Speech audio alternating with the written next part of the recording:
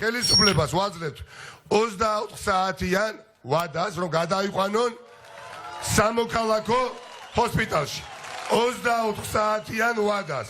24 საათი აქვს დრო ბიძინა ივანიშვილს იმისათვის, რომ კიდევ თუ რამე საღი აზრი, მარცვალი საღი აზრის შერჩენია იქ ვინმეს ხელისუფლებაში, მიიღოს სწორი გადაწყვეტილება და გადაიყვანონ იქ, სადაც იქნება უზრუნველყოფილი მიხეილ სააკაშვილის, ქვეყნის მესამე პრეზიდენტის სიცოცხლე და ჯანმრთელობა.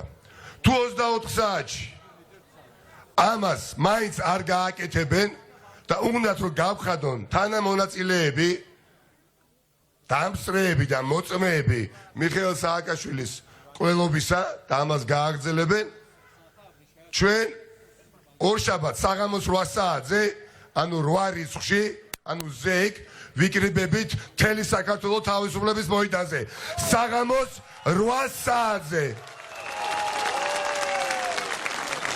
ვიმეორებ, ამ წუთიდან ვიდრე მე ვსაუბრობ, 24 საათი აქვს ვადა ბიძინა ივანიშვილს სხვადასხვა წყაროთი შეგვატყობინოს.